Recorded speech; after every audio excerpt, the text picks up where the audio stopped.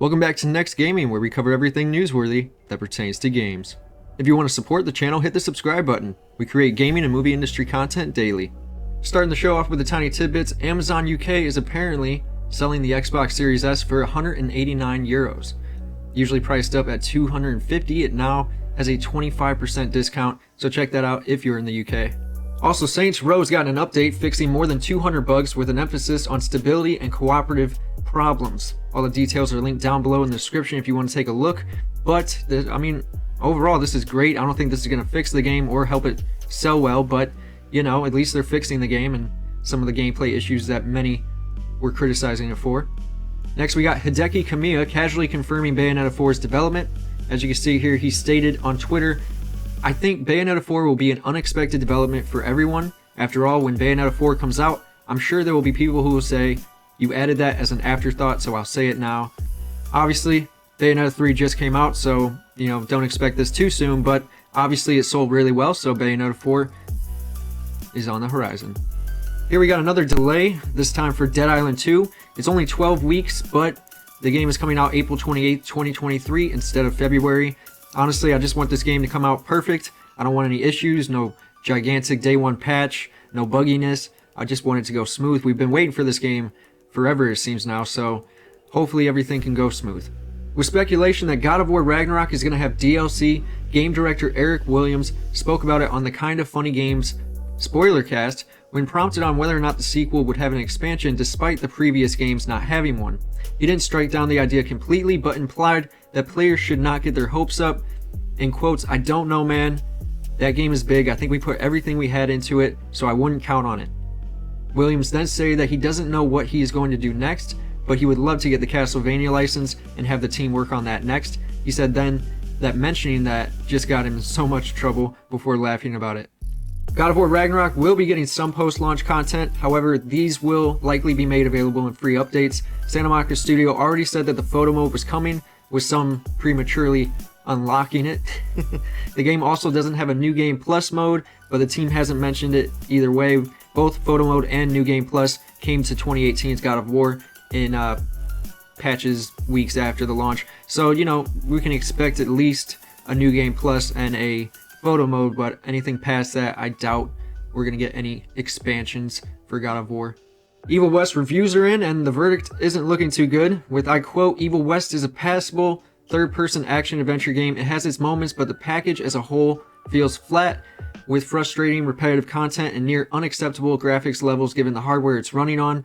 I'm disappointed to tell you that Evil West isn't the sleeper hit I was hoping for. I'd recommend waiting for it to go on a big sale or to hit subscription services."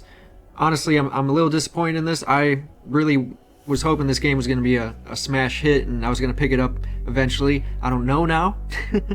But hopefully this reviewer is just being a little harsh on the graphics, because it's anybody's guess what repetitive content is to the individual reviewer. But I can't wait to see what this game actually has in store, but I'm definitely going to wait for a big sale, or if it hits Game Pass, that would be great. The Dark Pictures Anthology's new game, The Devil in Me, has also had its reviews hit the web, with many stating it's a 7.5, 8 out of 10 game. It's right behind the House of Ashes title they put out last year. It has some areas where it's a little dragged out and ultimately boring, with some buggy experiences involved as well. With some, I can't agree with this one. Some people say it's too long, even at 5 hours or so. I don't think that's too long. I think that's fine. Obviously it's has high replayability because of the multiple endings, but I don't know, 5 hours doesn't seem that long for me. The last one was actually, I feel like 7 or 8 hours, so I don't know, that seems a little off to me, but I want to check it out eventually. These games usually go on sale fairly quickly, so I'll probably pick it up at some point next year. I did want to pick this up for Halloween season, but it came out during God of War Ragnarok and Modern Warfare 2, so it's just haven't had time for it particularly. But let me know in the comments below what you actually think of this game. Do you and rank all of them, because everybody's a little different. I didn't really like the Man of Medan, or Man of Medan, however you want to say it, but most of the others were all ultimately pretty good games.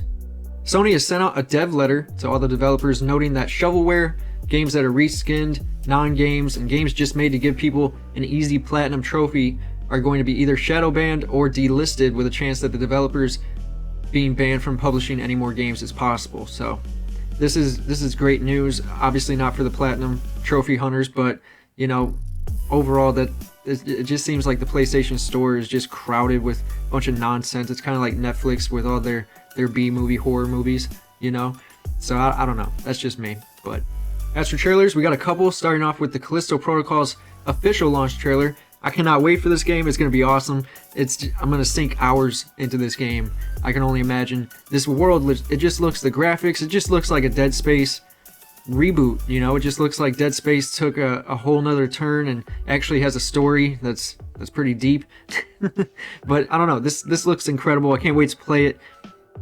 This is a day one. This honestly could be running for Game of the Year if it's really impressive. So I don't know. Let me know in the comments below what you guys think of this. Tell me your favorite Dead Space game. Let me know. Next up, we got Splinter Cell celebrating 20 years of stealth action with a 20-minute video.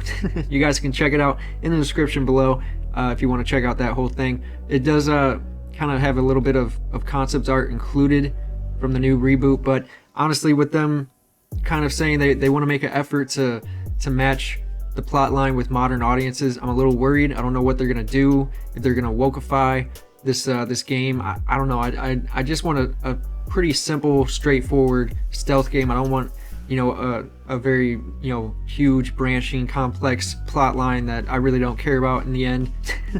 You know, so I don't know. I'm excited, but at the same time, it's Ubisoft, and don't really know what direction they're gonna go with this. We haven't seen Splinter Cell in so long.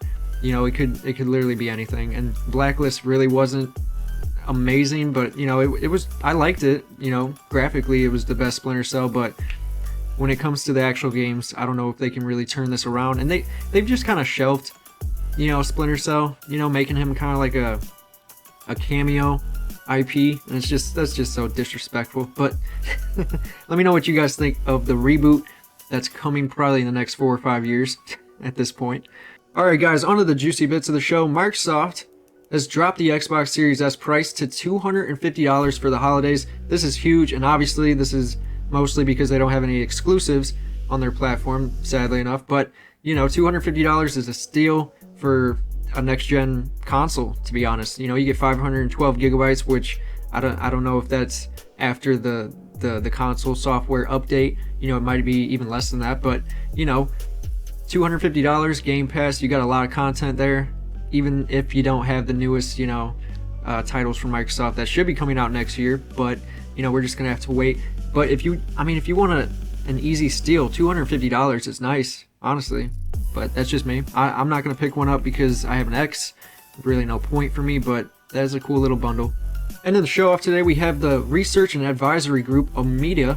I don't know if I'm saying that right, but they were responsible for conducting this study stating that the PlayStation VR headsets will sell 3.6 million in 2 years, which isn't really too surprising. It's actually kind of realistic, and I respect that, you know, people aren't just spouting off terrible numbers. But honestly, with the MetaQuest having a major market share with 76% of the headsets being sold from the company, I don't know if Sony can really make a big impact. I know 90% of people use VR for gaming in this study, so I don't know. Do you guys think that people are just going to gravitate towards Sony and the PlayStation brand for their VR gaming? But I don't know. It's kind of a mixed bag. I've seen good and bad from both. I'm actually interested in getting a MetaQuest 2, just kind of because of the price difference, honestly, because the PSVR2 doesn't look like it has a lot of titles, and it's not wireless. So I don't know. It's definitely a decision that people are going to have to make, but it's going to come down to the games, and it's going to come down to the price, I do think. Anyway guys, that's today's show. Don't forget to like, comment, and subscribe to join the Wolf Pack. Peace.